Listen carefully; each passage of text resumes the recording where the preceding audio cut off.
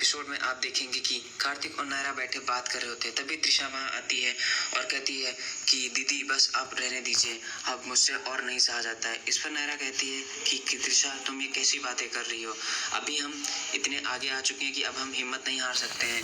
अगर एक प्रूफ हमारे हाथ से चला गया तो इसका मतलब यह नहीं कि हम पूरा केस हार गए और हम इतनी आसानी से हार मानने वाले नहीं हैं। इस पर कार्तिक भी नायरा का सपोर्ट करता हुआ दिखता है। उसके बाद अगले सीन में आप देखेंगे कि जो गायों ने परिवार वालों की मदद की उस पर दादी उसकी बहुत केयर करती हुई नजर आएंगी। वो गायों को एक गिलास जूस देंगी और कहेंगी पी लो, क्योंकि मैं नहीं चाहती कि आने वाले बच्चे पर कोई असर पड़े। फिर अगले सीन में आप देखेंगे कि त्रिशा को नायरा, शिवानी और कार्तिक फोर्स कर रहे थे कि याद करो, कुछ ना कुछ ऐसा जरूर होगा, किसी न किसी ने तो देखा होगा और उसको हम अपना प्रूफ बना सकते हैं। नायरा, त्रिशा तुम याद करने की कोशिश करो। और इधर आप देखेंगे कि मिस्टर जवेरी अपने बेटे अभिषेक के साथ बात कर रहे होते हैं और कहते हैं कि ऐसा नाच मैं नचाऊंगा इन सबको कोर्ट में कि शिवानी ना दोबारा केस लड़ने की सोचेगी और ना नायरा किसी केस को लेने की सोचेगी।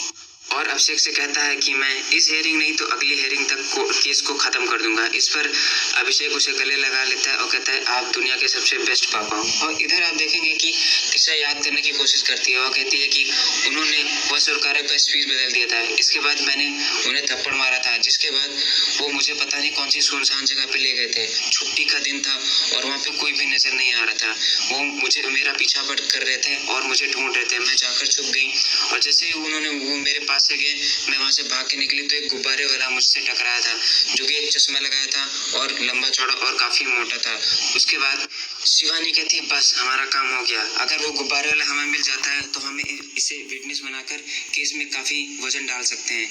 इसके बाद कार्तिक और नायरा प्लान बनाते हैं कि हम अब उसे ढूंढते हैं। उसके बाद इधर आप अगले सीन में देखेंगे कि गोयनका हाउस में सुरेखा लोग और कुछ को खाना खिला रही होती है और मनीष और बाकी घर वाले टेंशन में होते हैं। तब मनीष अखिल से कहता है कि इस हेयरिंग नहीं तो अगले हेयरिंग तक केस समाप्त हो जाएगा और फिर से सब अपना अपना काम करने लगेंगे। और उधर आप देखेंगे कि नायरा और कार्तिक मेले में जाकर सभी दुकानदारों से उस गुब्बारे वाले के बारे में पूछते हैं, लेकिन कोई उसके बारे में नहीं बता पाता है। तभी नायरा और कार्तिक को एक गुब्बारे वाला दिखता है। उसके पास जाकर वो उस गुब्बारे वाले के बारे में पूछते हैं। तब वो कहता है कि क्या आप लोग क्रोधी के बारे में बात कर रहे हैं। इस पर नायरा कहती है उसका नाम क्रोधी है। तो वो कहता है हाँ ऐसा कह सकते हैं आप, क्योंकि उसे बात बात में गुस्सा आता है। इसके बाद वो कहता है कि अभी उसका मिलना तो मुश्किल है, आप कल सुबह ट्राई करिएगा। उसके बाद नक्श कार्तिक और नायरा के पास आता है और कहता है कि मैं कल सुबह तक उसे ढूंढने की कोशिश करूंगा और उसे कोर्ट में लेकर आऊंगा। उसके बाद कार्तिक नायरा वहां से चले जाते हैं। उधर अगले सीन में आप देखेंगे कि कायरव सो रहा होता है और गाय उसे वीडियो कॉल करके कार्तिक और नायरा को दिखा रही होती है। उसके बाद वह गाय से बात करके फोन काट देते हैं। फिर आप देखेंगे इधर गोयनका मेंबर्स बहुत टेंशन में होते हैं कि आखिर कल केस में क्या होगा, और उधर शिवानी अपने केस की तैयारी कर रही होती है और कार्तिक और नायरा भी टेंशन में होते हैं कि आखिर कल केस में क्या होगा। उसके बाद अगली सुबह आप देखेंगे कार्तिक और नायरा भगवान की पूजा करके कोर्ट की तरफ निकलते हैं और उधर शिवानी कोर्ट पहुंच चुकी होती है और तभी कार्तिक और नायरा भी कोर्ट पहुंच जाते हैं। वो सब आपस में बात कर रहे थे, तभी मिस्टर जवेरी वहाँ पे पौधे लेकर आते हैं और एक पौधा वह शिवानी को देते हैं और एक पौधा कार्तिक को देते हैं और कहते हैं बेस्ट ऑफ लक, आओ और हम दोनों लोग कोर्ट में मिलते हैं। उसके बाद आप देखेंगे इधर नक्श सभी दुकान वालों से पूछ रहा होता है क्या आप लोगों में से किसी ने उसे अभी तक देखा है कि नहीं।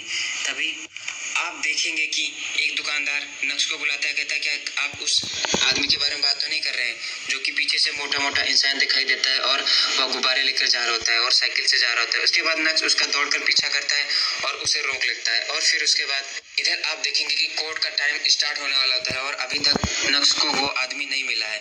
और उधर फिर उसके बाद सभी लोग कोर्ट में चले जाते हैं क्योंकि टाइम हो चुका था। तभी कार्तिक के पास नक्श का फोन आता है और वह कहता है मैंने उसके जैसा दिखता हुआ एक आदमी तो पकड़ा, लेकिन वो नहीं है जिसकी हमें तलाश है। इसके बाद कार्तिक नक्श से कहता है कि तुम उसे ढूंढते रहो और जैसे ही वह मिले तुम उसे सीधा कोर्ट में लेकर चले आना। उसके बाद नक्श कहता है तुम चिंता मत करो, तुम अपना फोन ऑफ मत करना, फोन साइलेंट पे रखना, मैं जैसे ही कुछ पता चलता है मैं तुम्हें बताता रहूंगा। उसके बाद आप देखेंगे कि कार्तिक और नायरा भी कोर्ट में चले जाते हैं।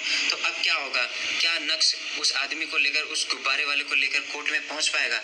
क्या नायरा अपनी तरफ से कोई सबूत या कोई गवाह पेश कर पाएगी? ये हमें आने वाले वीडियो में पता चलेगा। तो हमारे चैनल को सब्सक्राइब करिए और वीडियो को लाइक करिए। हम आपको ऐसे ही लेटेस्ट अपडेट देते रहेंगे।